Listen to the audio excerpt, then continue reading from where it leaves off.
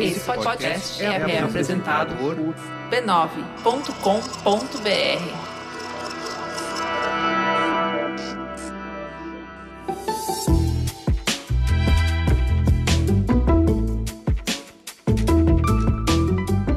Mamileiros e mamiletes, bem-vindos ao nosso exercício semanal de respeito e empatia. Eu sou a Juva Lauer. Eu sou a Cris Bartz e hoje é dia 28 de maio de 2020. E esse é o Mamilos, o podcast que faz jornalismo de peito aberto. Vamos pro recado dos nossos parceiros. Cris, você lembra do Bravoz? Uai, como é que eu vou esquecer? O Bravoz é o Encontro Bradesco de Vozes Brasileiras. E todo dia 20, desde novembro do ano passado, a galera tá promovendo encontro atrás de encontro, um mais bonito que o outro. São 2 artistas negros para falar de cultura, ancestralidade e protagonismo do seu próprio negócio como artista. Então escuta aqui essas vozes e vê se você reconhece os artistas desse mês.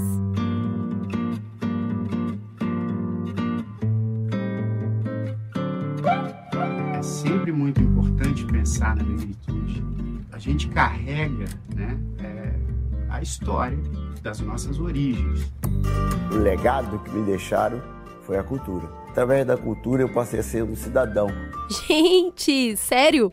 O Bravoz juntou o Jairzinho Oliveira, que é o filho do Jair Rodrigues, e o Antônio Pitanga para conversar. Olha, te contar, hein? Que respeito!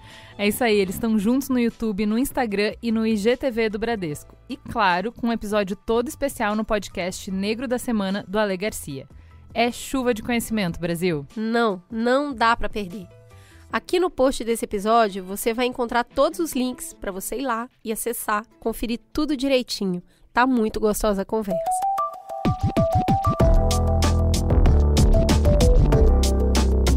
Bora pro Perifa Connection. A Nina da Hora tá embarcando no tema com a gente nessa semana. Nossa cientista da computação favorita contou sobre uma entrevista que ela fez no seu podcast, o Ogunhê. Ela falou com Duda Barry, um cientista senegalês, e nos explicou mais sobre as riquezas do conhecimento científico de países do continente africano.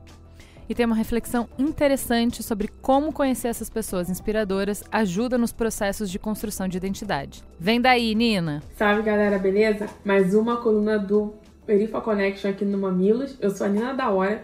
Eu não sei se vocês lembram, mas eu já falei 2 coisas aqui, dentro das reflexões que eu já fiz aqui com vocês. A primeira é que eu faço ciência da computação e a segunda é do podcast que eu tenho, que é o Ogunhê. E especificamente, na semana do Dia da África, eu tive a oportunidade de ter uma experiência incrível. Eu finalmente consegui entrevistar um cientista do continente africano para o Ogunhê, o Dauda Bello, de Senegal. E foi super interessante, não só pelo simbolismo que representou para mim de entrevistar ele na Semana da África, mas também de conhecer uma outra perspectiva do continente africano, de quem vive lá, de quem nasceu lá e de quem estudou lá. O Dauda hoje é CEO, ele criou uma empresa de robótica, e super inteligente. A gente trocou uma ideia não só sobre robótica, mas também sobre história da África. E ele trouxe pontos que eu ainda não tinha percebido estudando sobre o Senegal. Primeiro, que Senegal, no continente africano, é visto como um dos países mais intelectuais que existem. Eles já tiveram um presidente e poeta. De Senegal, um dos maiores cientistas do mundo, que foi o Cheikh Anta Diop, responsável não só pela comunidade negra científica hoje ter o espaço que nós temos, mas também por ajudar as pessoas a entenderem que o Egito tinha pessoas negras sim, e dentre outras invenções e outras contribuições do Sheikh. E o Sheikh, ele deixou não só um legado na comunidade científica, mas também para Senegal, porque a universidade, uma das maiores universidades do continente africano, da África como um todo, é uma universidade que foi criada para homenagear o Cheikh Anta Diop. E essa universidade, conversando com o Dauda, ele falou que é uma das universidades que tem ajudado muito durante esse combate à Covid. Jovens de 18, 25 anos, 22 anos estão criando robozinhos para substituir os médicos em algumas etapas do diagnóstico do Covid-19, para evitar que continue tendo muitos médicos infectados. Então foi uma conversa super, super interessante que a gente conseguiu passar sobre pandemia, sobre a história e sobre a robótica e a ciência da computação. E ele deixou algumas dicas interessantes, né? Que, por exemplo, ele sempre estudou, ele está seguindo mestrado, vai seguir para o doutorado agora.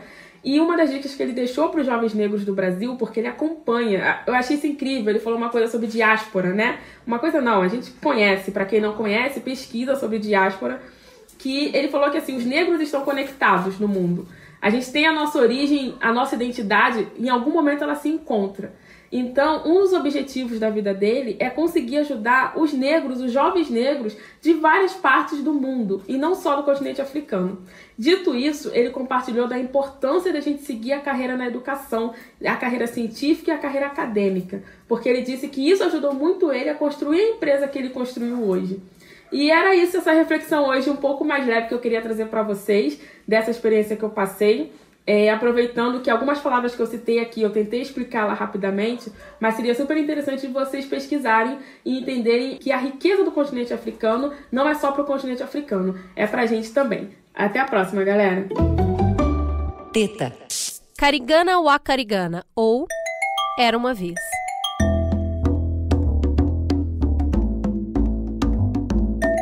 Era uma vez um mamilo falador. Ele estava constantemente a falar só para se fazer presente. Muitas vezes levantava-se só para dizer está frio ou passou um vento por aqui. O mamilo falador era muito elegante e charmoso. Falava num tom eloquente e por vezes até sedutor.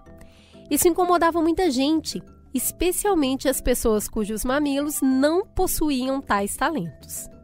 Então, puseram o mamilo falador na prisão. Já não se ouvia mais o mamilo na praia, nos escritórios e até dentro de casa ele estava proibido de falar. Na maioria dos casos, só o deixavam à vontade na intimidade do quarto ou da casa de banho. Não era uma vida nada fácil para ele. Vivia fechado, apertado numa cela escura e solitária. Afinal, qual era o crime do mamilo falador?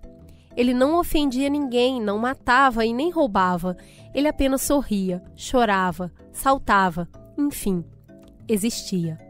O mamilo falador só queria ser livre. Libertem o mamilo. Libertem o Mamilo é um pequeno ensaio de Eliana Nzualo, publicado em seu blog em 6 de julho de 2019. Esse conto abre o Mamilos de hoje, que vai prestar sua homenagem ao Africa Day. Mas o que é Africa Day? Você pode estar se perguntando. A gente pediu para a diretora de cinema brasileiro, Kelly Castilho, nos explicar. Em 25 de maio de 1963, houve a fundação da Organização da Unidade Africana, OUA, hoje conhecida como União Africana, com o objetivo de acabar com a colonização, com a exploração de Angola, Moçambique, África do Sul e Rodésia do Sul. Mas 5 anos antes, houve um primeiro congresso em Accra, Gana, em 15 de abril de 1958, com a participação do Egito, Gana, Libéria, Líbia, Marrocos, Sudão, Tunísia e a União Popular dos Camarões.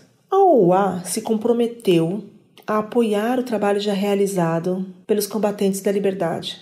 E ali foi estabelecida uma carta de princípios que procurou melhorar os padrões de vida entre os Estados-membros. E lá em 26 de maio, a carta foi assinada por todos os participantes, mas infelizmente o Marrocos não. Nesse dia, o Dia da Liberdade da África foi renomeado Dia da Libertação da África. E em 2002, a OUA foi substituída pela União Africana. Porém, a celebração renomeada Dia da África continua a ser comemorada em 25 de maio e respeitada justamente porque foi a data da fundação, da OUA. Eu acredito que esse dia deveria ser muito mais celebrado. Ele é celebrado no mundo todo, tem vários eventos incríveis, vários festivais.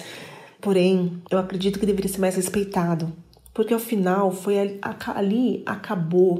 ali determinou o fim da exploração dos países africanos pelos estrangeiros, que infelizmente ainda tem uma dívida muito grande com esses países que foram explorados. E essa reparação nunca chegou da maneira como deveria ter acontecido. A riqueza do que é produzido no continente africano não caberia em um único programa. Por isso, fizemos um recorte inspirador para representar esse dia, a literatura. temos na mesa 2 nomes do nosso continente mãe que nos ajudarão a entender a produção literária local, a vida e costume em seus países e como essa vivência se entrelaça com o Brasil. Sejam bem-vindos. Vamos começar? Eliane, já que você abriu o nosso programa, conta pra gente quem é você na fila do pão. Então, é muito difícil essa pergunta, sempre surge quem é a Eliana, o que é que faz a Eliana, não sei o quê. A Eliana é isso que está um bocadinho nesse blog que eu escrevo. A Eliana escreve, é uma jovem moçambicana que, sei lá, eu acho que tem um bichinho carpinteiro aqui dentro, aí sempre fica a mexer muita coisa. E então eu vou picando aqui, picando ali, eu vou explorando, questionando. E esse bichinho carpinteiro também me leva não só a escrever, mas a fazer outras coisas, explorar outras formas de expressão artística. Eu acho que é tão importante também não nos fecharmos.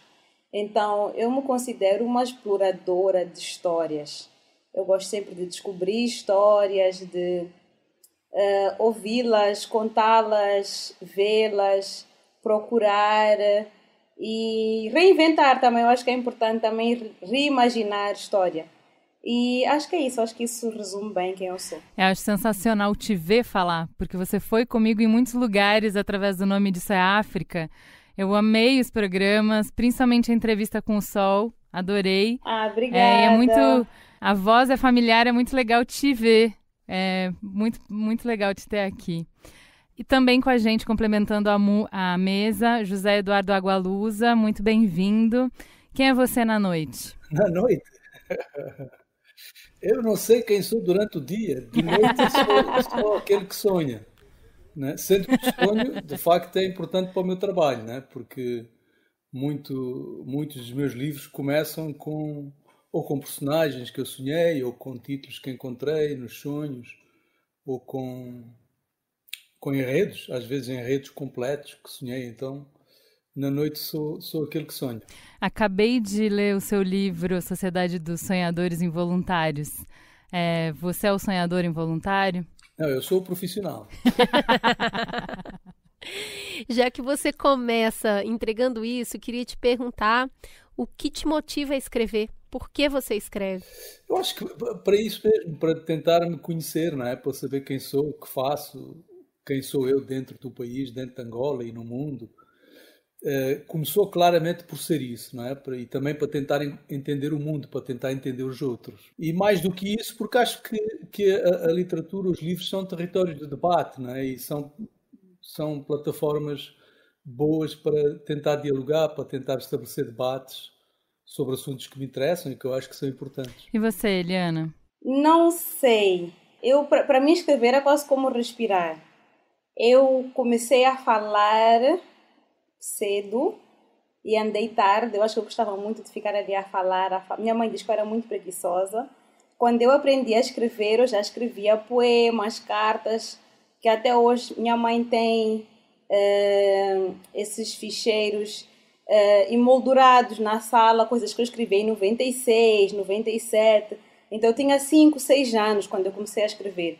Então eu não sei dizer por que eu escrevo, por que eu comecei a escrever. É uma coisa que foi tão natural para mim, que eu nunca dei muita... Sei lá, nunca refleti muito sobre isso, né? Tipo, eu escrevo porque eu tenho que escrever e porque sempre me disseram que eu falava muito.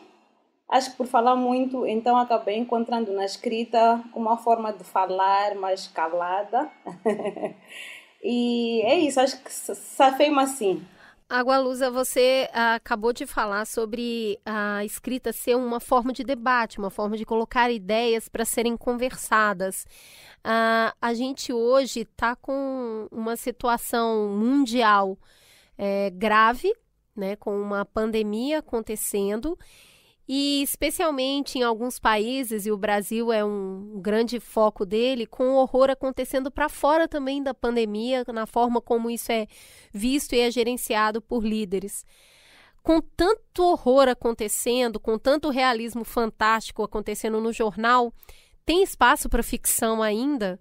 Por que a gente lê ficção? A vida está parecendo uma ficção, inclusive de mau gosto? Mas tem mais do que nunca, porque, como eu disse antes, a literatura é um território de reflexão, não é? E neste tempo precisamos sobretudo de refletir, não é? Veja o Brasil, os brasileiros todos precisam de voltar a pensar, não é? De refletir no país, de tentar encontrar soluções para o que está acontecendo. Então, mais do que nunca é importante esse debate, não é? E é o que os livros fazem, é o que toda a grande literatura faz, é tentar inquietar as pessoas, tentar levar as pessoas a colocar questões e a contestar e a compreender porque é que as coisas estão como estão. E, portanto, eu acho que mais do que qualquer outro país, o Brasil precisa de livros, não é? Já precisava antes, talvez se o Brasil lesse mais, não tivesse chegado onde chegou, não é? Porque eu acho que uma grande parte dos problemas que o Brasil tem devem-se à iliteracia, à incapacidade de ler, de compreender o mundo, a começar no seu presidente, não é? Se o presidente brasileiro lesse, não é? E lesse mais ficção, porque a ficção também tem isso, a ficção aumenta a nossa capacidade de empatia e, portanto, se o presidente Bolsonaro lesse ficção, não seria a mesma pessoa, seria outra, certamente. Então, aquilo que o Brasil precisa é de ler, precisa de ler mais. O mundo precisa de ler mais. Mas o Brasil mais do que qualquer lugar do mundo hoje em dia. O que você acha, Eliana? Assim, a gente estava num estado de angústia pelo não saber, pelo desconhecido, pelos horrores que já estão entre nós e que se avizinham, que parece, às vezes, de como assim? Ou como eu vou escapar para a poesia? Que licença eu tenho para fugir para a poesia quando a realidade é tão crua, tão nua e requer tanto de nós e a gente não tem energia para responder? Como posso me refugiar na poesia? Ou, por outro lado, como eu posso ir para a ficção, para outros mundos, se nem desse eu estou dando conta? O que você acha disso? Engraçado que eu ainda hoje disse isso. Tem uma escritora feminista, teórica, poetisa norte-americana, caribenha também, que é a Audre Lorde, que é uma grande mestre minha. Eu leio muito Audre Lorde e, é uma mestra mesmo. Que ela diz que a poesia não é um luxo, mas uma necessidade vital para a nossa existência. E por quê? Porque é através desse espaço que nós conseguimos reimaginar outras realidades e é essa reimaginação que depois se transforma em ações concretas, né? Ou seja, não existe movimento social ou movimento político sem esse exercício de reimaginar, que começa muitas vezes na arte, começa como brincadeira, começa como um diário, começa como um rascunho. E eu digo diário porque eu estou a ler Carolina de Jesus e Diário de uma Favelada, né? E é isso, né? É como aquele exercício já é por si só uma reimaginação de uma outra realidade. É eu dizer, eu existo e eu me colocar na história, eu me localizar não só no tempo, mas também no espaço, eu me entender, eu me refletir aquilo que se passa à minha volta. Então, acho que é muito importante não só o ler, mas também esse exercício de escrever. E não escrever porque eu vou publicar um livro, escrever porque eu vou ser famoso, mas escrever porque me faz bem, porque me ajuda a reimaginar a minha realidade. Eu acho que isso é fundamental. E o que eu sinto muitas vezes é que nós nos acomodamos. É assim porque é assim. Sempre foi assim, o mundo é redondo, desde que o mundo é mundo e nunca vai mudar. Então, por que eu me vou esforçar para sair desta minha bolha? Por que eu me vou esforçar para ajudar o meu vizinho, o meu primo, o meu irmão? Porque o mundo sempre foi assim. Então, acho que nós temos de deixar de acreditar que o mundo é assim, né? E vou citar outra mestre, que é Angela Davis, que ela diz que eu já não aceito as coisas que eu não posso mudar, eu agora estou a mudar as coisas que eu já não posso aceitar.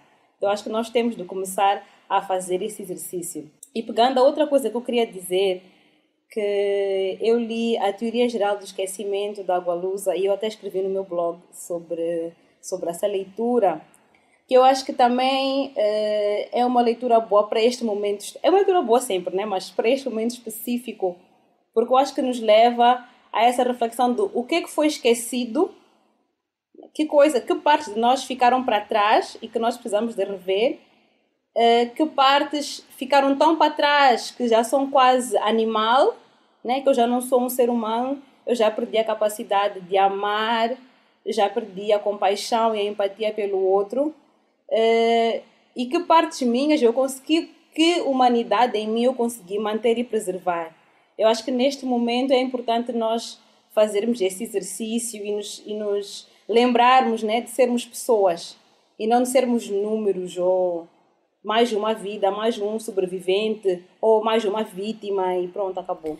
A gente está falando um pouco aqui sobre ler e escrever e é dada uma realidade hoje da movimentação que as pessoas utilizam ou os meios que as pessoas utilizam para isso muitas vezes estão centrados em redes sociais. Sejam elas o WhatsApp, que elas acabam formando grupos e muitas sabem das notícias somente por este veículo.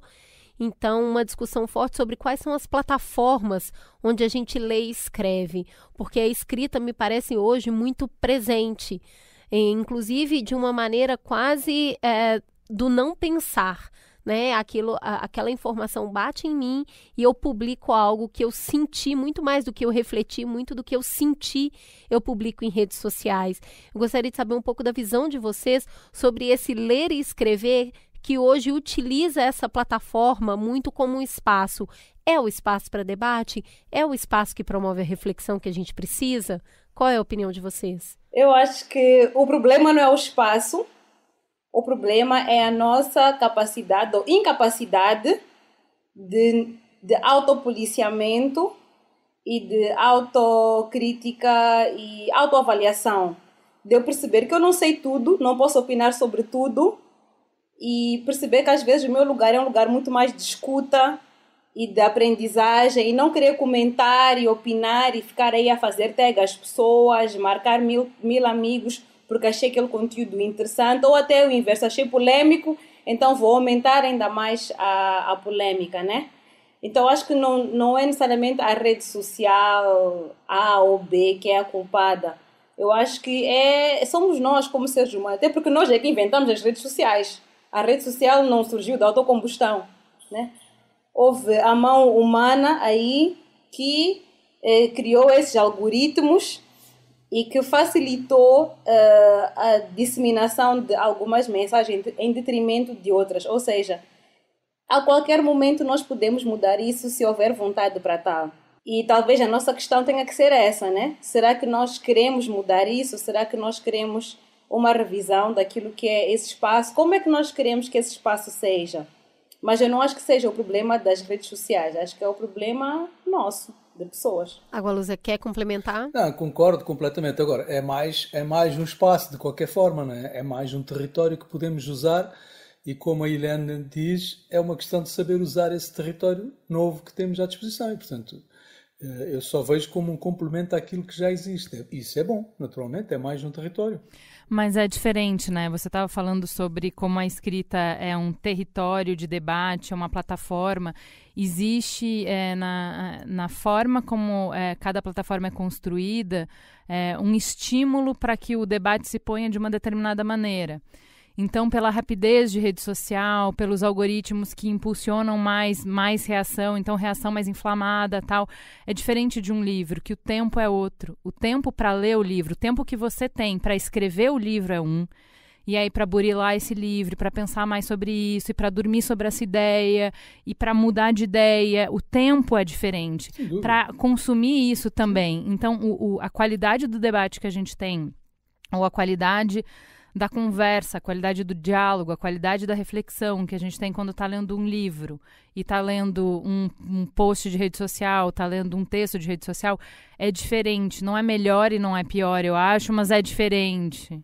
Sem dúvida. É mais um instrumento. Né? É mais um instrumento, mas como disse a Eliana, cabe a nós utilizá-lo bem ou mal, não é? E há pessoas que em muito poucas palavras conseguem colocar questões importantes, não é? E conseguem inquietar as pessoas, levar as pessoas a pensar. E depois já os outros que utilizam mal esse espaço. Mas eu acho interessante que assim, muita gente relata durante esse período de isolamento, com todos os medos que a gente tem, com todas as mudanças que a gente tem por essas alterações, né, por esses lutos, pela falta que a gente sente de uma série de coisas, falam que não conseguem ler mais. Nossa, gente, eu não consigo mais ler livros. E aí a gente volta para o que a Cris estava falando. Não, ler você lê. Você está o dia inteiro lendo, só que você está lendo coisas curtas, você está lendo coisas na internet. Qual é a diferença? O que se perde quando a gente não consegue parar e ler um livro, sabe? Eu acho que é o tempo todo, tipo, não é só o tempo da rede social que é um outro tempo, né? Eu acho que o tempo da nossa vida, no geral, é um outro tempo. Tipo, se nós pensarmos há 10 anos atrás, ou 15 anos atrás, ou 20 anos atrás, né? A quantidade de estímulo e de informação que nós recebíamos. Por exemplo, hoje em dia, a pessoa tem um computador, possivelmente um televisor. Aí eu vivo sozinha, tenho um computador, aí tenho o televisor, aí tenho o celular. Eu tenho 3 ecrãs que, se estiverem ligados ao mesmo tempo, estão a vomitar informação para cima de mim. Ainda que eu possa selecionar que informação e tal, isso quer dizer que eu tenho 3 ecrãs que estão disponíveis a qualquer hora para despejar a informação que eu quiser, não é? E se formos ver, tipo, talvez há 15, 20 anos atrás, eu só tinha 1 ou 2 ecrãs. Então, numa casa com 4 ou 5 pessoas, qual é a quantidade de informação a que essas pessoas estão expostas e qual é o tempo que essas pessoas têm para, então, fazer essa digestão? Aqui em Moçambique, por exemplo, acontece muito, por exemplo, há um acidente ou há um incêndio. Nós recebemos as fotos no WhatsApp e vídeos, né? Porque o cidadão hoje em dia tem um telefone e já é repórter. E só 1 hora depois ou 2 horas depois é que aquilo aparece na televisão, quando é aquela hora, né? Porque é a hora do jornal da noite, aí naquela hora vai aparecer a notícia. Mas já não é novidade para mim, porque eu já recebi aquilo, eu já formei uma opinião sobre o que aconteceu, porque já recebi áudios e vídeos e fotos, é o que acontece. Porque antes eu só tinha um único ecrã, que era a televisão, e eu só recebia a notícia do incêndio já construída e editada num certo formato. Hoje em dia eu recebo a notícia no meu celular pelo WhatsApp, eu abro o Facebook, já tem 3 ou 4 pessoas a partilhar fotos e vídeos, aí a televisão vem 1 hora depois, tipo, já nem tem interesse para mim, porque eu já estou a ler uma outra coisa, eu já estou na coisa seguinte. Então acho que esse tempo que nós dizemos que é das redes sociais não é só das redes sociais, é o nosso tempo no geral, né? Tipo, as 24 horas do dia, hoje em dia, parecem talvez mais curtas ou condensadas do que as 24 horas de há 20 anos atrás. E é justamente por causa desse volume de informação que geralmente a gente se sente muito inflamado. Parece que não dá tempo nem de você respirar entre uma informação e outra, já vai chegar uma nova informação. Então você está o tempo todo bombardeado com muita coisa e esse espaço, ele é um espaço finito, né? Um espaço do consumo, do dia, das 24 horas. Se o tempo todo eu estou consumindo essa informação, a pergunta que não quer calar é: como eu mantenho o sonhador vivo?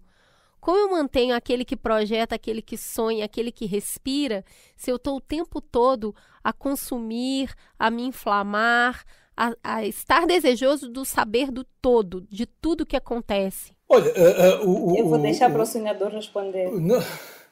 Não, acho que respondeste bem. O Einstein lembrava que o tempo é uma ilusão persistente, não é? Quer dizer, somos nós que fabricamos o tempo. O tempo é interior, é algo que nós fabricamos. E ler, por sua vez, implica um treinamento, não é? Não é possível alguém que nunca leu um romance começar de repente a ler um romance, não é? E sobretudo um romance volumoso, que exija mais, etc. Portanto, ler é como ir ao ginásio, implica um treino, a pessoa treina-se para ler, não é? E quem lê muito e gosta de ler, mesmo nesta situação, continua a ler. Eu não deixei de ler por causa disto, até pelo contrário, não é? Agora, implica esse treinamento. Nós escolhemos aquilo que queremos ouvir. Não estamos em Guantánamo, em que nos estão a obrigar a ouvir música em altos gritos. Não, a gente, se não quiser, desliga os 3 computadores e vai ler, não é? Portanto, é uma escolha nossa. Continua a ser uma escolha nossa. Receber essa informação toda ou não é? Ou receber outra informação de outra maneira, é uma escolha nossa. E é também uma escolha nossa exercitarmos-nos a ler, escolhermos ler, não é? E mais, eu acho que inclusive ler ajuda exatamente a combater a ansiedade, não é? Que as pessoas ficam muito ansiosas neste tempo, etc. E quem se exercitou a ler é como fazer yoga, não é? Através da leitura combate a ansiedade, porque livros são janelas para outros territórios, para outros mundos, para o interior de outras pessoas, para o interior de outros tempos, não é? Então acho que o livro só ajuda. E dá uma perspectiva, né? Dá essa perspectiva que eu acho que, assim, eu fiz esse exercício de começar a voltar a ler através de contos e poesias, por conta da ansiedade te deixa a concentração menor, né? Então, vamos voltar, se eu tô fora de forma dessa yoga que você falou, então eu preciso voltar devagar. Então, vamos para contos, então vamos para poesia. E aí, de repente, no meio de uma madrugada insônia, fui ler o Terra Sonâmbula do Mia Couto, porque era o que estava ali. Daqui a pouco, conforme eu fui lendo, eu falei, acho que não é o que eu deveria ler, se eu tô com ansiedade e insônia no meio da madrugada. Ler um livro de pós-guerra civil, sendo que estamos caminhando para isso, acho que não é exatamente o que vai me ajudar nesse momento. Mas acho que esse é o ponto que a gente está tentando, tá circulando aqui para chegar, que é assim... A leitura consegue te tirar desse universo. Então, a gente está numa coisa inflamatória de notícia, notícia, notícia e uma desesperança gigantesca. E aí, quando a gente entra num livro, pelo próprio tempo, pela plataforma em si, você mergulha. E o mergulhar é sair, né? É sair de você, é sair dessa angústia, é sair de onde você está. E via de regra, o que o livro vai te dar é uma perspectiva muito humana, muito sensível, de enxergar beleza nas coisas tristes, de enxergar resiliência humana, de enxergar que a gente continua, apesar de tudo, a gente continua. Então, eu acho que, assim, eu achei muito interessante, Agualusa, que a gente viu uma entrevista antiga que você deu aqui no Brasil, e você criticou o Saramago por ele ser niilista e escrever movido pela descrença. Por que importa o desejo, a paixão, o sonho, a utopia? Se eu bem me lembro, eu critiquei o Saramago mais pelas entrevistas, porque ele era realmente muito negativo nas entrevistas. Ele chegou a dizer que a humanidade não devia existir, não é? Que eu acho uma barbárie. Não, você falou que ele despeja nos livros dele essa descrença, esse niilismo. É muito bom isso. Mas eu não é tanto nos livros. Eu acho que era mais, porque os livros dependem muito. E eu acho que até pelo contrário, até há livros de Saramago que são muito... que têm fé na humanidade, não é? Até se eu fosse dizer alguma coisa, dizia que a literatura de Saramago tem fé na humanidade. Mas ele, Saramago, não tinha.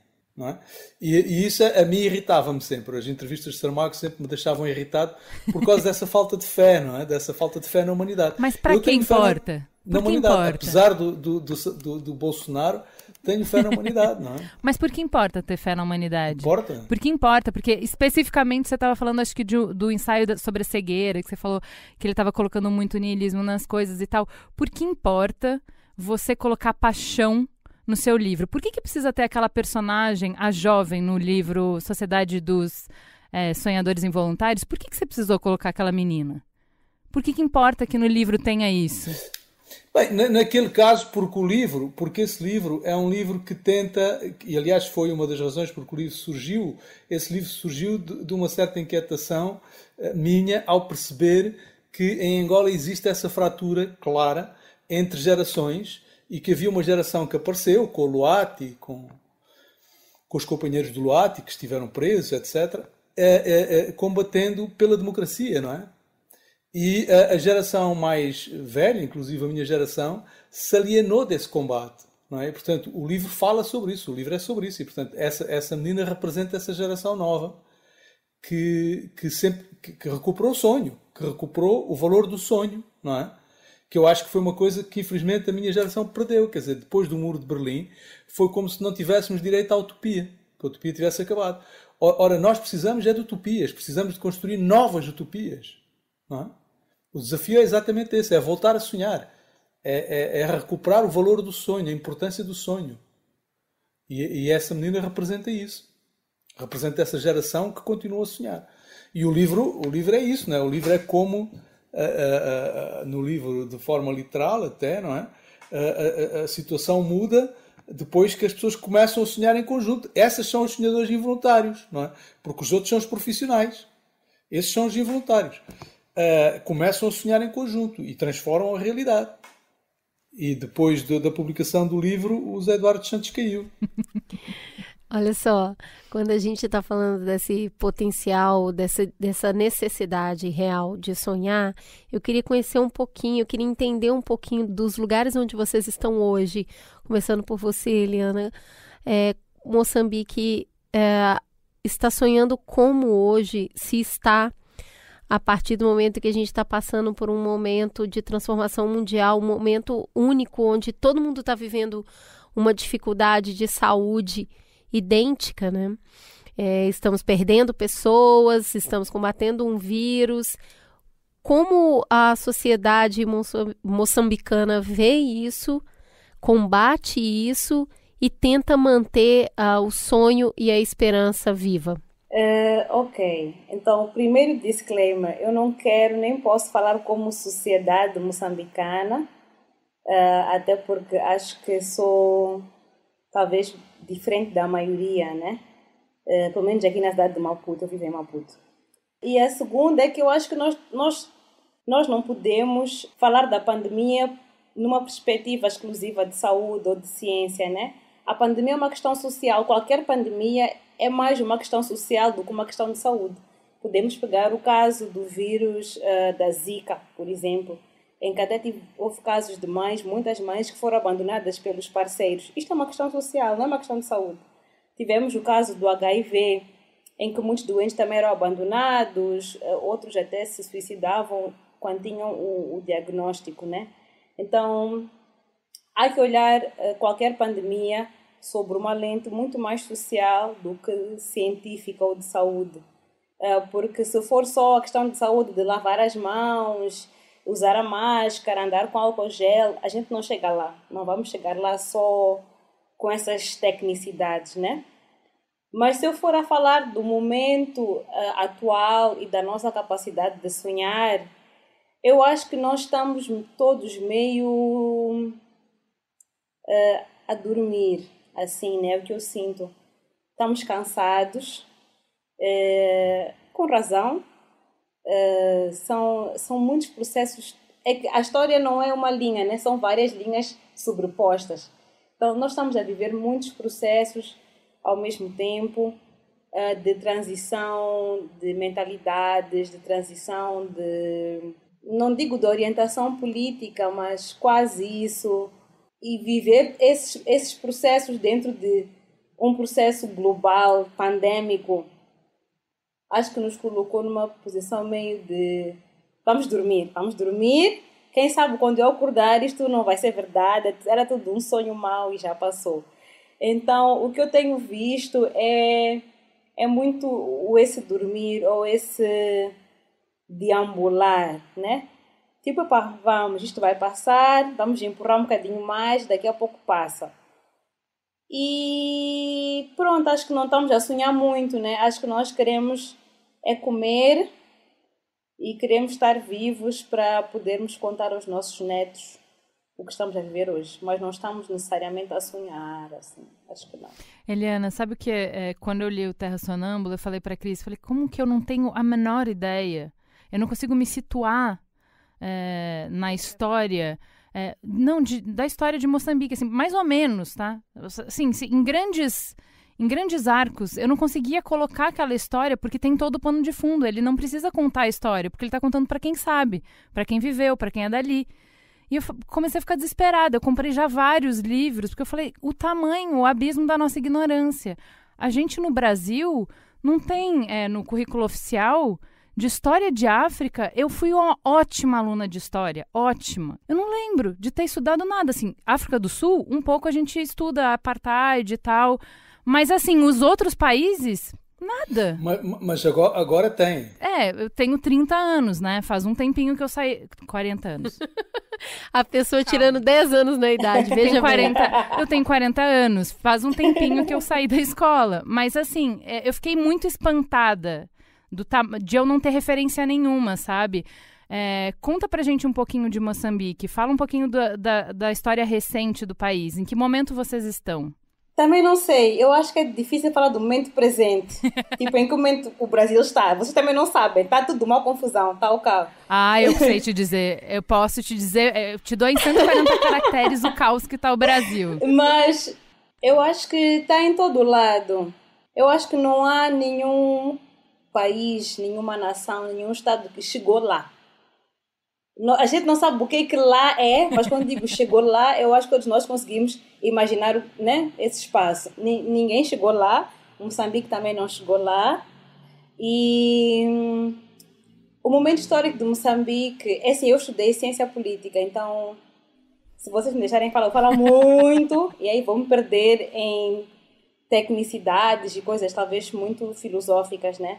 Mas Moçambique conseguiu a sua independência de Portugal em 1975, ou seja, há 45 anos,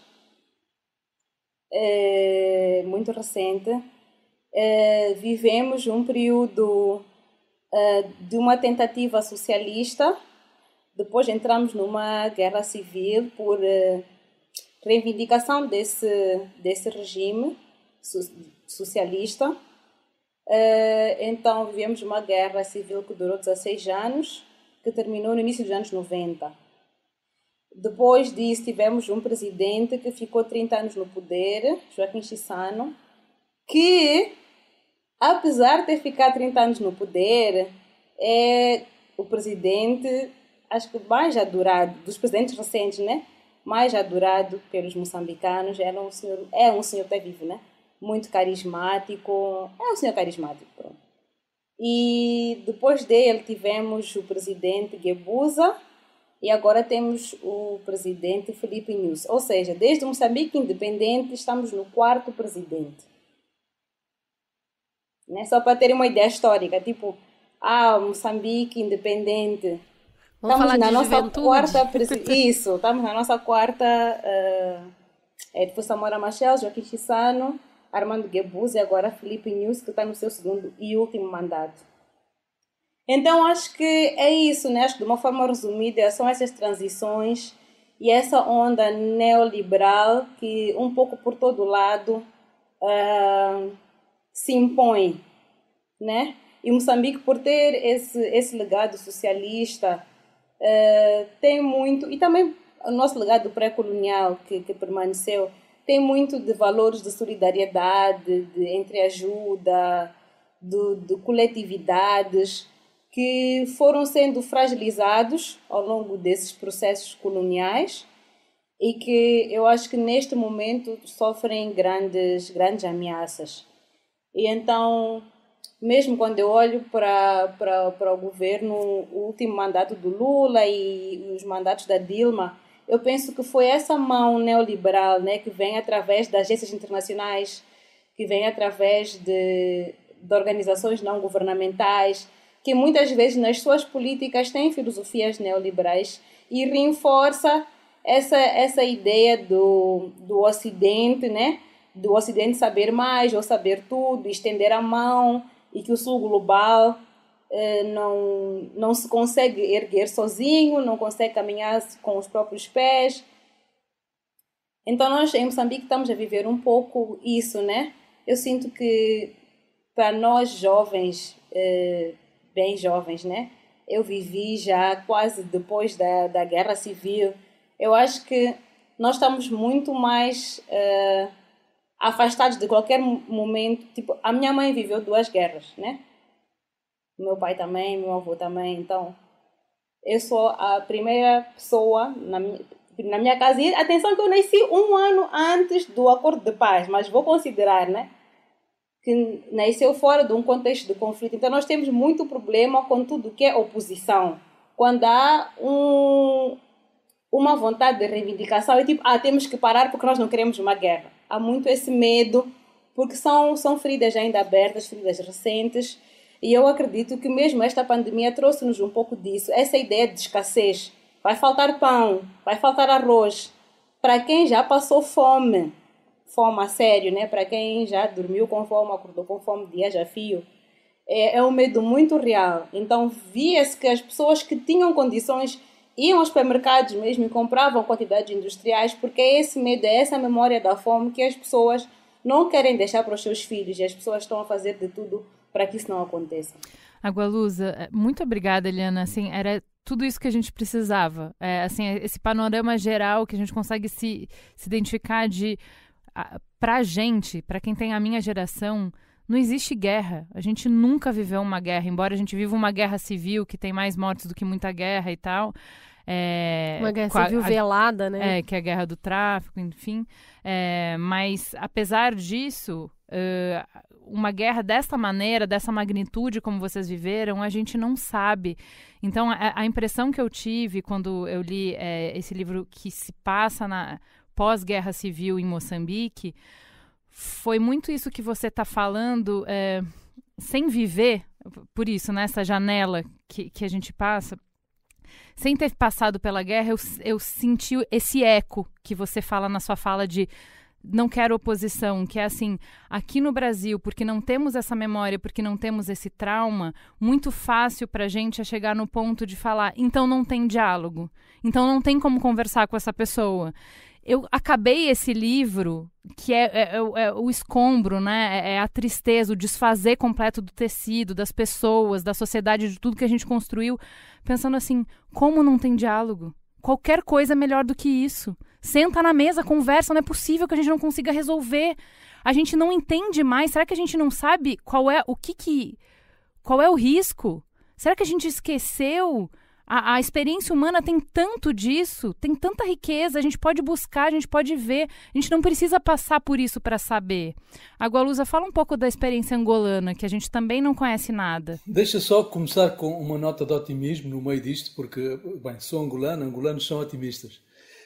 Em primeiro lugar, é preciso dizer que, nesta situação concreta, não há comparação possível entre aquilo que está acontecendo em Angola, em Moçambique ou no conjunto do continente africano com aquilo que está acontecendo no Brasil, não é? Para você ter uma ideia, até ao momento morreu uma pessoa em Moçambique.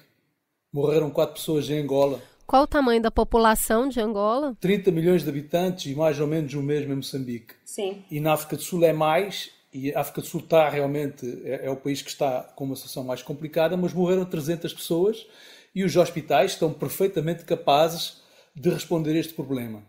Há várias razões para explicar isto tudo, ou seja, o facto de a África não estar a sofrer da mesma maneira.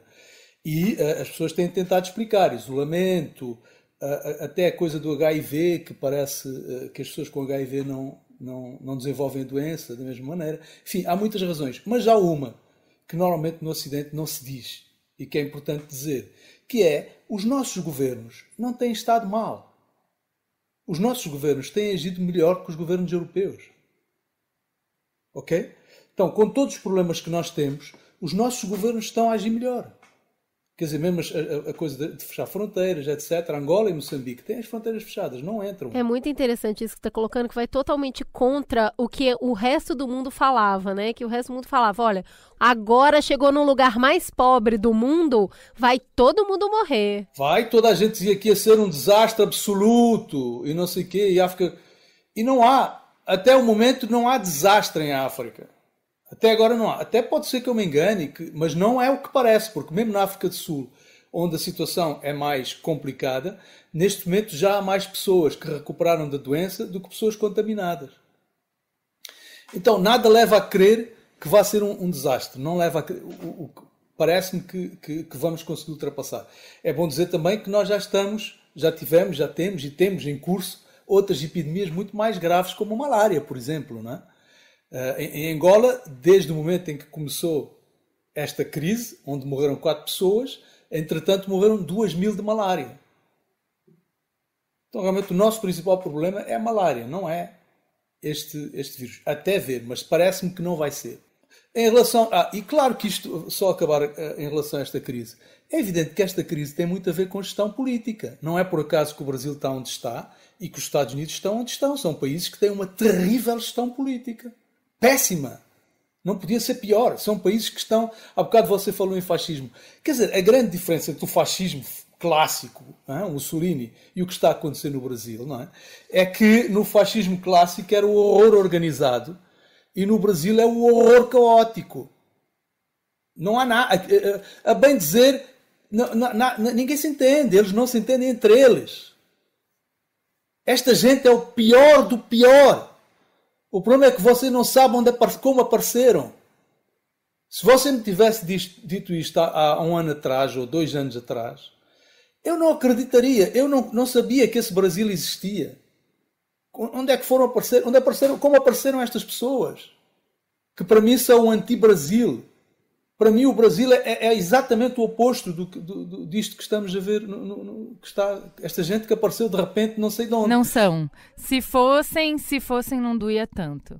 Eu acho que o que a gente está sofrendo é porque eles são um retrato do Brasil, sim, de algum Brasil. Vou dizer de outra maneira. Naquele território você tem 2 países. Tem um Brasil e tem um anti-Brasil, que provavelmente sempre teve. Até uma coisa que não é... Quer dizer, um país que com tantos séculos de injustiça, evidentemente, gera ódio, não é? E esse ódio é o que estamos a ver agora, aparecendo, essa coisa que está a arrebentar. Mas há o outro Brasil. E esse outro Brasil, que é o Brasil que produziu o Gilberto Gil, que produziu o Caetano, o Chico, não é? Esse outro Brasil vai ser capaz de vencer este monstro que apareceu agora. Você escuta a música popular brasileira, você assiste a uma sessão de capoeira, ou de candomblé, ou carnaval, e você sabe que esse Brasil vai triunfar. É isso que vocês têm que perceber. Não é o fim, não acabou o Brasil. Esse Brasil vai triunfar. E sabe porquê que vai triunfar? Eu vou-lhe dizer. Por causa da força da África que está no Brasil. É esse otimismo africano, é essa força africana que o Brasil tem, é isso que vai resgatar o Brasil. Não é tempo de chorar, sabe? Desculpa, gente. É tempo de lutar. Vocês têm que se levantar. A gente sabe, mas é por isso que a tua personagem me tocou tanto. Porque quando ela fala sobre coragem, sobre o medo paralisando, eu me sinto muito o pai dela. Muito, muito, muito. Entende? Porque eu sei de tudo. O pai dela no fim se transforma nela. Eu sei. Mas é por que a gente... O que explica a nossa paralisia? Por que a gente está assistindo tudo isso? Então, assim, é muito interessante você citar o Gil, porque todos os dias eu tô acordando com novos baianos. Para me lembrar do que a gente é, que a gente não é isso. A gente não é esse horror. A música, para mim, é muito importante. Eu acho que a música está sempre na linha da frente. A literatura vai um pouco atrás.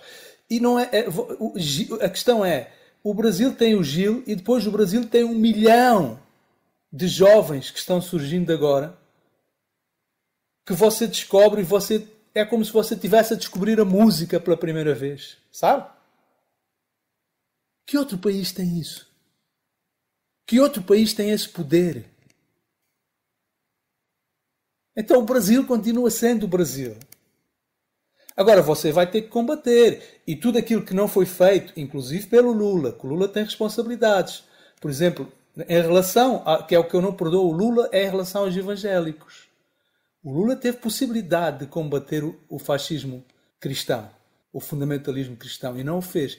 Aí é que a gente, por exemplo, em África nós estamos aprendendo isso. Em Moçambique, atenção, Moçambique está perigoso, porque Moçambique estão chegando à política. Em Angola, só no ano passado, proibiram 20.000 igrejas evangélicas brasileiras. E de uma forma muito simples, porque você consegue muito facilmente provar que é charlatanismo. Você cura pessoas, então prova que você cura pessoas. Você não consegue, você é charlatão, está a enganar as pessoas. Você até consegue, você é médico, então está fazendo exercício ilegal de medicina. Todas essas seitas, essas igrejas, essas coisas horríveis e monstruosas que geraram isto, é preciso dizê-lo. Não são todas, evidentemente, depois, entre os evangélicos há gente boa. Mas o grosso, não é? que são os 30% que apoiam o Bolsonaro, são charlatães. E é preciso tratar estas pessoas como charlatães. E dizer frontalmente, não é preciso ter medo de dizer isto. É preciso que os brasileiros honestos tenham a decência e a coragem de dizer isto. São charlatães. E é preciso que os que não são charlatães, que as igrejas evangélicas, que são democratas, que querem a democracia, é preciso que essas igrejas se levantem também para combater isto. Juntamente com os católicos. Juntamente com as pessoas do terreiro. Juntamente com todas as outras crenças. E é preciso uma coisa que você disse há bocado também que me parece importante, que é criar pontes. Não é? Se há gente que apoiou o Bolsonaro e agora se arrependeu, você não vai combater essas pessoas. Você vai juntar essas pessoas ao seu grupo. Você tem que as aceitar. Não é tempo de estar a criticar, porque fulano afinal antes... Não é, você tem que agregar, tem que saber agregar, tem que saber criar pontes. São 30%, é imensa gente, mas os outros são 70%. Você tem que saber juntar esses 70%. O que a gente pode aprender com a história recente de Angola sobre resistência, sobre até buscando no Africa Day participar desse processo de deixar de ser colônia, de ganhar sua independência, uma situação que já foi de uma exploração legalizada e de repente se une a outros grupos, a outros países, forma uma frente muito ampla de combate a essa colonização e consegue a sua independência? Vou-lhe dizer duas coisas que me parecem importantes. Estou a apontar aqui. Primeiro, é interessante notar que tanto em Angola quanto em Moçambique, os movimentos independentistas foram precedidos por movimentos literários. Primeiro nasceu a poesia. Todo esse movimento de resistência se organizou através da poesia.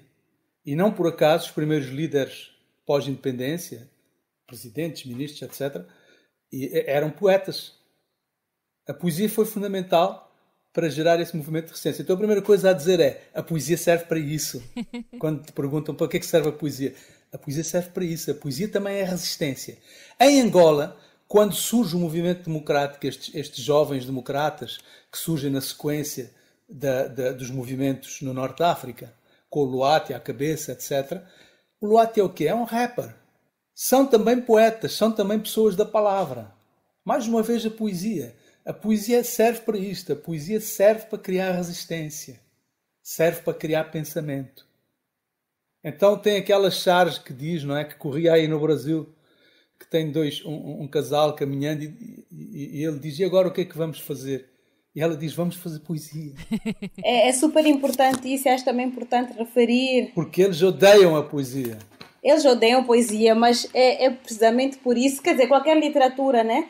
Porque o grupo dos 15 mais 2, do qual faz parte o Luati, eles foram presos por estarem a ler, né? Exatamente. Então, como esse exercício da leitura e como a literatura, como esse espaço de comunhão, porque estavam a ler em grupo, ou seja, não é só eu na minha sala a ler, mas é eu ler na minha sala e eu juntar uma outra pessoa que também leu e juntos trocarmos ideias e fazermos esse exercício de reimaginação, né? De criação de utopias. Eu estava aqui a ouvir-vos, eu fui apontando porque era tanta coisa na minha cabeça.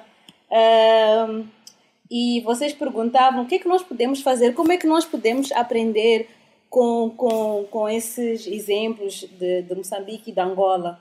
Eu falava com uma amiga brasileira, acho que já há uma semana quase. E eu estive em casa dela, ela vive em São Paulo, numa zona periférica, Ermelindo, alguma coisa, o nome italiano. Matarazzo. Isso, obrigada, isso mesmo. E a mãe dela, ela trabalha como empregada doméstica, babá, então ela está sem ver a mãe por causa desta pandemia. Enfim, é difícil, não é? Eu dizia: Dai, nós não nos podemos esquecer de quem nós somos. Eu vejo muitas pessoas se desesperam, esquecem de quem são. Até nas lives, começam a fazer lives de temas que já não são aqueles temas, não é? Já não é a minha missão, meu propósito de vida, eu me espalho, eu me perco. Então nós temos de nos lembrar de quem nós somos. E da mesma forma que no nosso DNA nós conseguimos traçar traumas e buscar dores que não são nossas, nós também temos no nosso DNA histórias e lembranças de sucesso, histórias e lembranças de sobrevivência. Se nós estamos aqui hoje, se nós existimos, é porque essa memória existe e está conosco até hoje, né? Então, quando eu digo: mas eu tenho que buscar em Moçambique, em Angola, não, olha para dentro. Quais são as redes de sobrevivência que eu tenho hoje e que eu posso potencializar, não é? Onde está a minha aldeia? Onde estão as minhas pessoas? Como é que nós podemos formar aqui um grupo para reimaginar essa nova realidade, né? Como é que nós podemos construir pontes? Eu acho isso super importante, super importante. E por dia se nós pudermos falar com uma ou duas pessoas deste grupo, né? E mandar um áudio. Eu hoje acordei, eu pensei isto e aquilo. Olha, a minha plantinha hoje floriu, que coisa bonita. Uma coisa tão simples. Isso já é fazer poesia. Isso já é sobreviver. Isso já é eu me conectar a quem eu sou, né? Na minha essência. Porque a minha essência não é o desespero, não é o medo, não é a raiva, não é o ódio. Essa não é a minha essência. Eu recuso-me a aceitar isso. Então, mais do que buscar esses exemplos fora, é procurar aqui dentro, no nosso próprio DNA, tudo isso que nós temos. E já para pegar essa deixa, né? Quando falávamos da África e que a África, contra todas as previsões, está a mostrar que consegue gerir uma catástrofe. Aliás, eu escrevia hoje, nós já nascemos e crescemos num estado de emergência. Isto que estão aqui a dizer que é estado de emergência é um estado de emergência dentro de um outro estado de emergência, né? É um pleonasmo, como a gente diz na literatura. E eu acho que essa narrativa catastrófica da África como o berço da doença, a África como o pico da pandemia, reforça também a imagem que com muito esforço nós temos tentado destruir, que a África não precisa de ajuda. A África tem pessoas com capacidade de gestão, a África tem mentes pensantes, a África tem sonhadores, tem poetas, a África tem muita coisa, a África tem tudo. Tem os seus próprios recursos. Nós não precisamos de ir pedir dinheiro aos Estados Unidos ou à União Europeia, nós temos nossos próprios recursos. E há umas semanas o Bill Gates fez, acho que há um mês ou dois, fez um tweet em que ele dizia: temos que ter atenção à África, temos que parar a pandemia, essa pandemia chega à África e não sei o que, África. E a Melinda Gates também a fazer retweet do tweet dele. E uma moça ugandesa respondeu: mas se os Estados Unidos está a tornar-se, ainda não tinha se tornado, está a tornar-se o olho deste furacão, por que vocês estão tão preocupados em dar o vosso dinheiro à África? Vocês que são milionários, bilionários, por que vocês não se juntam e não criam redes aí mesmo nos Estados Unidos? Por que vocês têm essa obsessão por nós? Que prazer é que vocês têm em estender as vossas mãos para nós, não é? Então, acho que também esta pandemia pode nos trazer muitas histórias, até caricatas, e eu espero que elas surjam e que a gente leia e se divirta com esta fixação, obsessão que o Ocidente tem com a África e esta narrativa da África como aquela criança que não se desenvolve, que não cresce, que precisa sempre de cuidados especiais. Eu queria perguntar para vocês, eu vou voltar um pouquinho e aí depois a gente avança para encerrar. Eu acho que o desconforto que a gente está... Cada semana é uma semana aqui, tá? A gente está oscilando completamente. E eu acho que eu e a Cris... Oscilando entre o ruim e o pior. Eu e a Cris, a gente está muito há uma semana, 2 semanas, exasperadas com...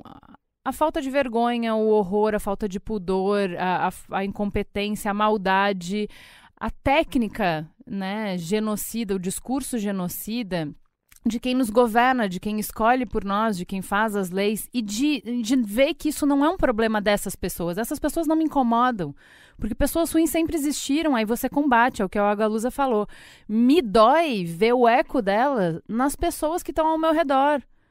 Você estava falando, Eliana, de que vocês estão dormindo, que a situação é tão ruim que vocês estão dormindo.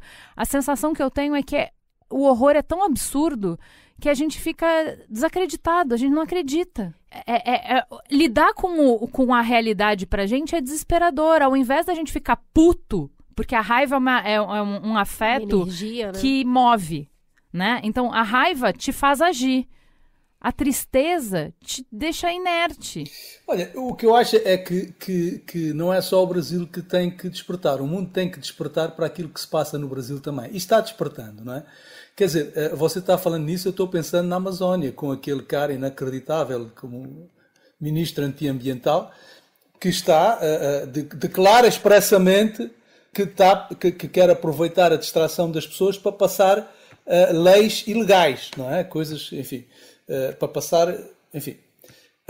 Então, é preciso que o mundo também desperte. Eu acho que o mundo está a começar a despertar e talvez quando esta crise agora sanitária passar, eu espero que as pessoas se organizem a nível mundial para combater este Brasil, este regime que se instalou no Brasil. E eu acho que se a situação não melhorar, eu defendo que o Brasil de Bolsonaro deva ser tratado como era a África do Sul do tempo do apartheid. Quer dizer, é preciso boicotar os produtos brasileiros e todos os produtos brasileiros.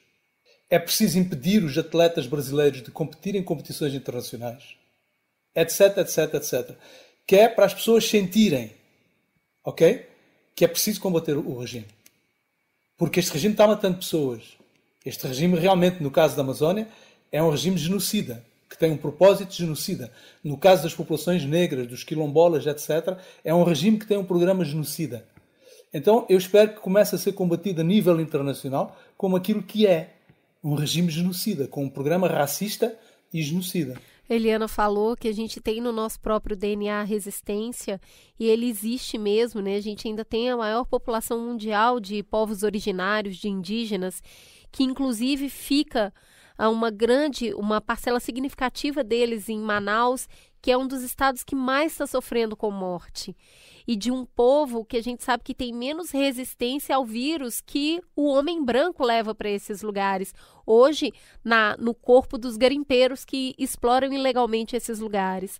Fora os quilombolas e toda essa movimentação escusa para aproveitar a pandemia para tornar a exploração desses locais ainda mais facilitada. A grilagem e o garimpo com leis de verdade, para tornar isso mais viável, mais facilitado.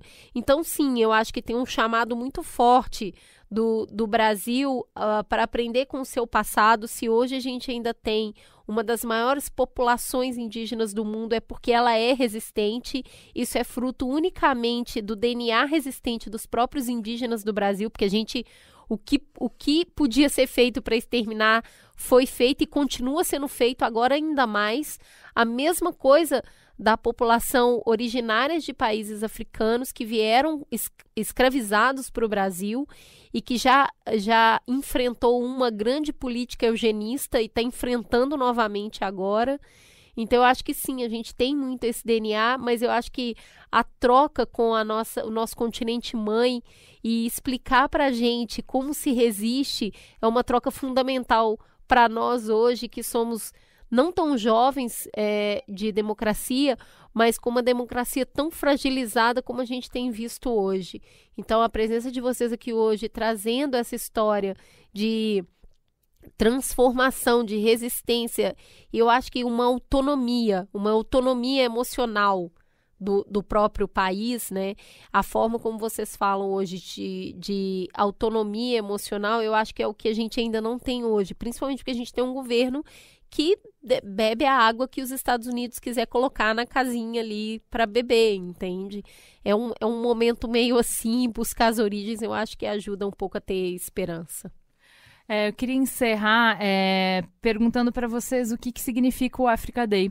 A gente é tão americanizado que a gente fala Africa Day, desculpa, tá? Nós dizemos Dia da África. A gente deveria também.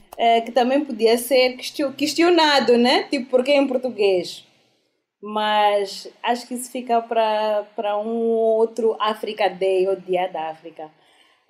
O que significa para mim? Para mim é um dia de muita reflexão e reivindicação também, de pensar com que intuito esse dia foi estabelecido, e porque foi o dia em que nasceu aquilo que viria a ser a União Africana, né? E podemos pensar por essa lente política ou panafricanista do que era e o que é, qual era a intenção e o que veio a ser. E podemos também reimaginar. Eu acho que, como eu dizia, falta-nos muito sonhar e fazer esse exercício de o que este dia pode ser e como é que nós podemos criar este dia noutros dias, né? Porque, infelizmente, mesmo nos nossos currículos, apesar de sermos países independentes, ainda são currículos até certo ponto coloniais, ainda temos muitas práticas cotidianas coloniais, os nossos próprios nomes, até mesmo a nossa relação com os nossos países vizinhos e os blocos que vão se formando, né? Eu questiono muito a ideia, por exemplo, de lusofonia. Será que isso existe mesmo? Por que existe? Por que nós insistimos com essa ideia? Talvez eu esteja muito mais conectada à África do Sul, que é um país vizinho, do que a Angola, apesar de falarmos a mesma língua, ou do que o Brasil, por Índia. Então, acho que esse Dia da África, para mim, significa trazer essas reflexões e pensar o que é que pode e deve ser resgatado e o que é que pode e deve ser lembrado, mas ultrapassado. Né? Nós também não podemos ficar sempre a lembrar. Temos que lembrar em algum momento, deixar ir, fazer esse exercício do desapego. Então, eu espero que seja um dia em que cada um de nós, apesar de ter passado, né, que nós possamos viver esse dia em outros dias também. Você, Água Lusa? Eu concordo. Acho que esse projeto pan-africanista, que era o projeto inicial das independências, deve ser retomado. É preciso repensar isso. E como estamos a falar para o Brasil, é preciso também dizer que este dia poderia e deveria ser um dia de celebração da diversidade, não é? E que, quando falamos da África, estamos a falar de países muito diversos, não é?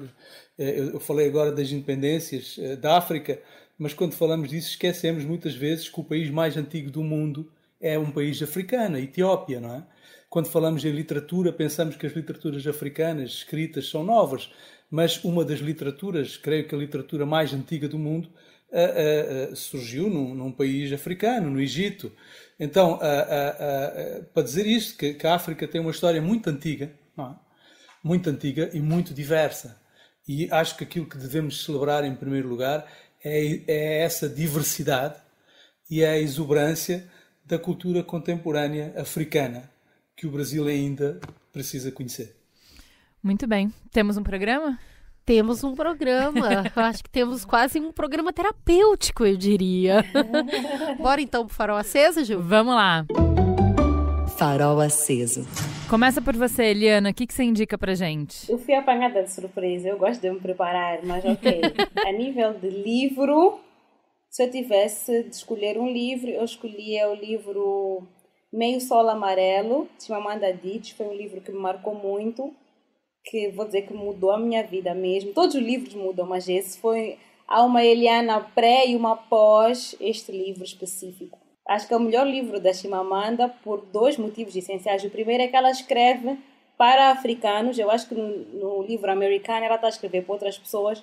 Eu acho que esse livro ela escreve para pessoas africanas que conhecem a história da Nigéria e nos força a fazer esse exercício de pesquisa, e é muito interessante nesse sentido.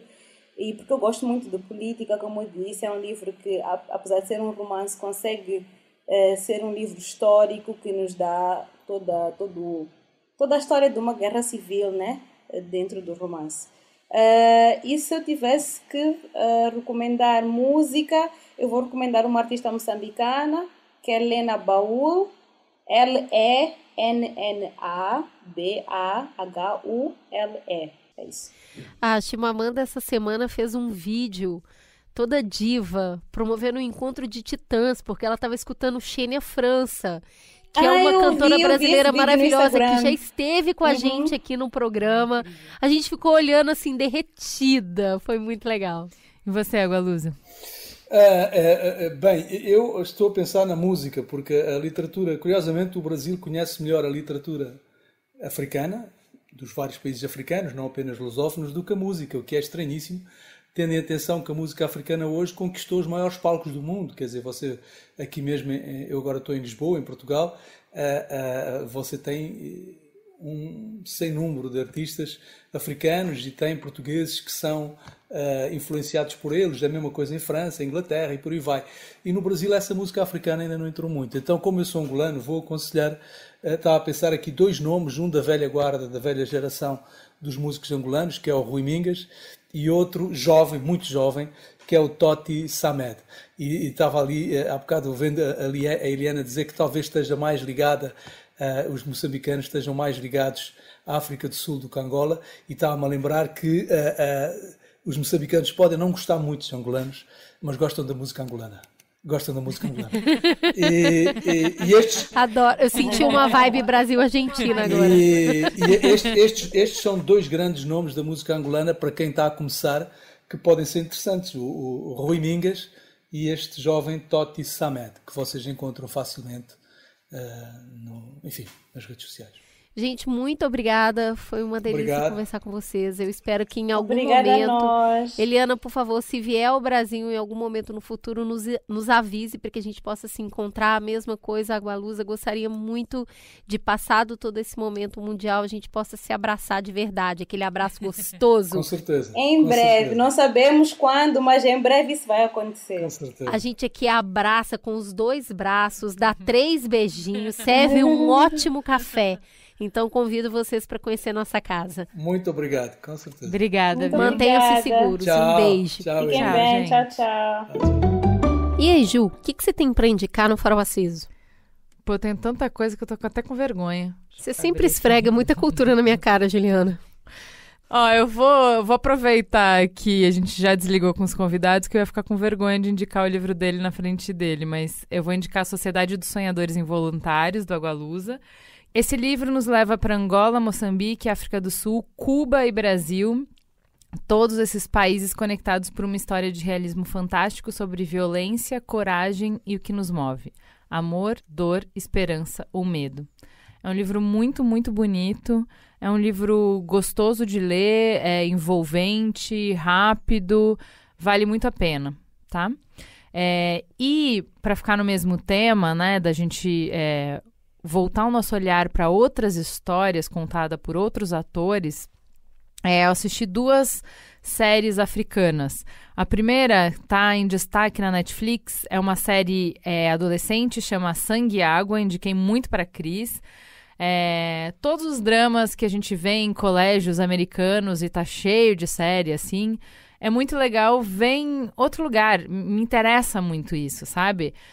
Como que é na África do Sul as escolas, como que eles lidam com droga, com sexo, com escola, com relação de pai e filho, enfim.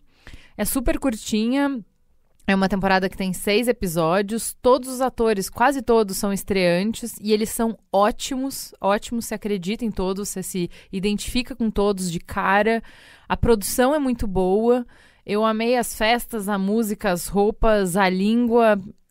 Eu adorei. Como uma pessoa bem mandada, fui lá, assisti, gostei muito também. Achei uma malhação com muito pimenta do reino. Tá bem bom o negócio. Não é? Tô terminando de ver, então tô aqui, invadi Farol Aceso de minha amiga só pra... É bom mesmo, não mandar é? um Tem selinho. ritmo, não é? Tem ritmo, é super legal. Esse povo bonito. Não é? Gente muito bonita.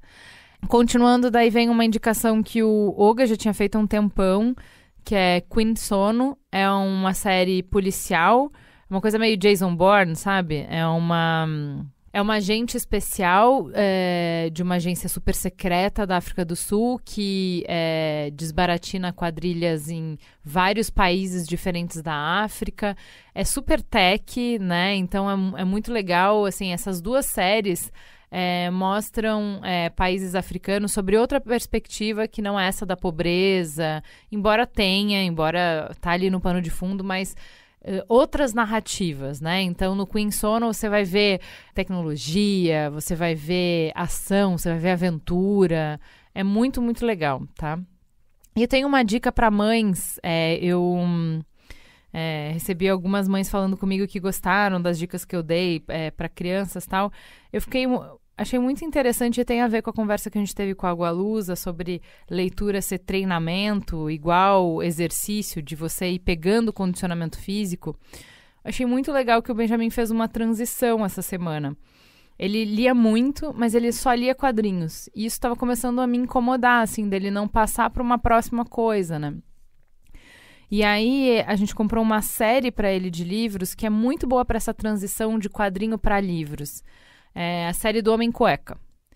Por quê? Porque ele tem ilustrações, então todas as páginas têm ilustrações que lembram muito esse estilo de quadrinhos, então faz essa transição. E aí tem capítulos curtos, pouco texto, mas ainda assim é um livro, sabe? É texto corrido e não só imagem e texto. Então foi muito legal, assim, porque foi o primeiro livro que ele leu sozinho. Ele leu o livro, do jeito que eu gosto de falar aqui, em uma sentada, literalmente. E os 5 livros, acho que ele leu em 4 dias. E ele já está lendo a próxima, que é Diário de um Banana. Então, achei que é uma boa dica para mães, para interessar os filhos em leituras mais longas e tal, para ir dar o próximo passo, e para essa temática que interessa para eles, para essa coisa mais divertida, mais debochada, né? Ele gostava muito do Calvin. Então, Diário de um Banana e Homem Cueca tá nessa vibe aí. Porque ele se interessa, ele topou dar esse salto, e aí foi super bem, e agora é só continuar. Então, tá aí minha dica. Muito boas dicas, Juliana. Bom, eu tenho para indicar, tenho 3 dicas, vou ser breve aqui. Queria começar reforçando algo que a Eliana falou no programa. O livro Quarto de Despejo, Diário de uma Favelada, da Carolina de Jesus. Nunca vou esquecer o impacto que esse livro teve sobre mim. É o cotidiano de uma mulher negra, periférica, numa dimensão ali. Ela coloca o diário dela do que era a vida enquanto catadora de lixo. A linguagem é muito crua, é muito direta, e eu acho que é um livro fundamental para quem quer entender um pouco de Brasil. Ler Carolina Maria de Jesus, e começar por Quarto de Despejo, que a nossa convidada aqui falou. É uma introdução muito importante. Esse livro chegou a ser traduzido para 14 diferentes países. É uma leitura muito importante. Continuando nisso, até para reforçar um pouco de tudo que a gente viu hoje, falando de Angola e Moçambique, quando eu estive no teste de Bechdel em 2014 no Braincast, eu indiquei Chimamanda mesmo antes de conhecê-la direito. Hoje, quase 6 anos depois, eu volto aqui para indicar a mesma coisa, principalmente por conta da conversa que a gente teve hoje de países, 2 países diferentes da África, do continente africano. Ela tem um TED chamado O Perigo de uma História Única, que mostra justamente como descobrir a narrativa de países por um único tweet, por um único filme, por uma única coisa que se dizem sobre eles, pode nos privar de conhecer uma cultura extremamente rica e aprender muito com outros povos. Essa visão limitada que a gente tem do continente africano nos afasta de um lugar que é a nossa origem. Então, eu acho que esse TED da Chimamanda, O Perigo de uma Única História, é fundamental para abrir a cabeça, para abraçar esse conhecimento ancestral de onde a gente veio. E, por fim, eu queria indicar uma sessão de exorcismo. É uma coisa bem simples, vou passar a receita aqui para vocês. Vocês vão colocar o fone de ouvido, vocês vão colocar no talo Maria Bethânia, Alegria. Essa música faz parte do álbum ao vivo Noite, Luz e Dia. É um álbum recheado de participações especiais, é muito lindo. Mas eu acho que especialmente nesses dias difíceis, escutar Alegria no fone, bem alto, e cantar gritado, e ficar rodopiando pela casa, eu vou te contar, é uma boa sessão de descarrego. Essa é a minha dica para fechar aqui o Farol Aceso. E o convitinho não pode falhar, o convite para que você seja o nosso terceiro mamilo. É só embarcar no bonde da polêmica, o bonde que mais cresce no Brasil. É com a confiança e o apoio dos assinantes do Catarse que nós conseguimos manter a independência do Mamilos e investir em novas formas de ampliar nossas e várias outras vozes. Com apenas R$ 9,00 por mês, você entra para a Mamilândia como terceiro mamilo e contribui para a construção dessas pontes cheias de reflexão, debates e escuta. Quer ouvir as perguntas incômodas e as conversas não feitas? É aqui que você vai ouvir. Vai lá, apoia a gente. Acesse catarse.me/mamilos. Agora é hora de falar da Rede B9 de podcasts. Você já conhece a história do primeiro bloco afro do Brasil, o Ileaê? Pois o Thiago André, apresentador do História Preta, vai contar. Em fevereiro de 1974, 2 jovens negros criados no Curuzu, no bairro da Liberdade, em Salvador, saíram para as ruas, como de costume, para ver a saída dos blocos de carnaval. Os 2 buscavam selecionar os que valiam a pena assistir ou não. Afinal de contas, tinham mais de 22 blocos só no bairro da Liberdade. E subia para ver internacionais, lordes, coruja, né? Os desfiles dos clubes carnavalescos, fantoche, Cruz Vermelha, essas coisas, tinha Mercador de Bagdá, mas esses blocos de elite, a gente observava que só tinham brancos, né? E ali, sentados no Largo do Curuzu, Antônio Carlos, conhecido como Vovô, disse para o seu amigo Apolônio: vamos lá fazer um bloco só de negão? Aí, pô, vamos embora, tem coragem? Então vamos embora.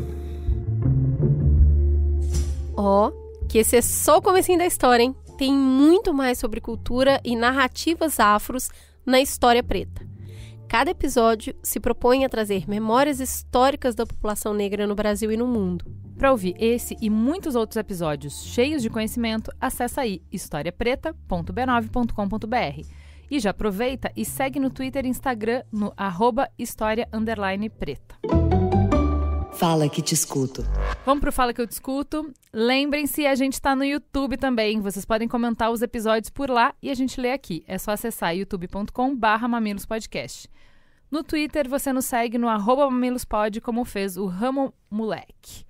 Ouvi o Mamilos e meu coraçãozinho de biotecnologista ficou todo emocionado quando a Nurit contou a história da descoberta da enzima que permitiu desenvolver a tecnologia da PCR, que hoje está amplamente disseminando devido ao Covid-19. O Matheus Lima comentou: raras vezes vi entrevistados com pensamentos tão diferentes conseguir defender sua visão de forma tão racional, plausível e respeitosa. Ótimo programa do Mamilos. O Rudy Henrique disse: é interessante ouvir esse episódio do Mamilos após as falas do ministro do Meio Ambiente e do ministro da Educação naquele vídeo tenebroso. Interessante, ele quer dizer depressivo, né? É. Interessante, ele quer dizer desesperador, né? Assim como disse o Amar Sem Temer, que comentou: o presidente precisa ouvir o Mamilos essa semana. Amigo, difícil, hein? Bem difícil. Não acredito que ele conseguiria compreender metade. Não no sentido de não ter a inteligência, mas de não ter o coração aberto para isso. No Instagram, vocês nos encontram no @mamilospod também. Toda semana a gente faz um post com o farol aceso, por exemplo, que todo mundo depois vem nos perguntar: como é que é mesmo o nome daquele livro? Como é o mesmo nome daquela série? É só ir no Instagram, tem o post do farol aceso, fica tudo muito fácil para vocês. Façam como o Espigão, que nos segue lá no Instagram. Eu, como produtor rural, com uma educação forte em proteção ambiental pelos meus pais, fui muito bem representado pela bióloga Nurit Bezunzan. Não precisamos derrubar uma árvore a mais e ainda assim podemos recuperar grandes áreas desmatadas e degradadas, produzindo alimentos com menos agrotóxicos. No mínimo, é angustiante ver a situação da Amazônia e dos demais biomas brasileiros nos dias de outrora e de hoje, sem conseguir enxergar um futuro sustentável em vias de fato. Aline Matujula disse: ainda estou escutando. Vou e volto 100 vezes para captar e refletir as ideias nada triviais. Obrigada por esse episódio. A Oxóssi de Ruanda disse: nossa, que diálogo de surdos esse episódio, diferente de tudo que vocês costumam trazer. Nurit sensível às questões sociais e suas interações com a natureza, Juliano idealizando um espontaneísmo de mercado que caminharia sorridente para a mudança. Ele sequer fala de agentes sociais, de pessoas mesmo. Parabéns às meninas pela proposição do diálogo, mas acho que não rolou. A formação dos economistas realmente não é de humanas, é ciências sociais aplicadas. Eu achei interessante essa percepção, porque eu não fiquei com essa sensação durante a gravação, sabe? Eu entendi que eram mundos bem distantes, mas eu achei que dialogaram bem, assim, que conseguiram conversar de uma forma respeitosa. Ele apontando momentos em que a gente deixava algum ponto importante de lado e mostrando que a gente estava simplificando o que não dava, ela mostrando que ele estava deixando para trás coisas que são imprescindíveis. Então, assim, eu achei muito enriquecedora essa conversa. Você também pode ajudar a enriquecer esse papo nos escrevendo no e-mail mamilos@b9.com.br, como fez a Luísa Machado, que é estudante de Biologia da Universidade Federal de Santa Catarina. Em nenhum momento do debate foi citado um dos pontos importantes: o número da população mundial. Juliano coloca como algo positivo a ordem de magnitude da população mundial atual. É positivo o fato de que desenvolvimentos econômicos, científicos e tecnológicos foram cruciais para aumentar a expectativa e a qualidade de vida das pessoas. Mas a consequência disso é o aumento do número da população mundial.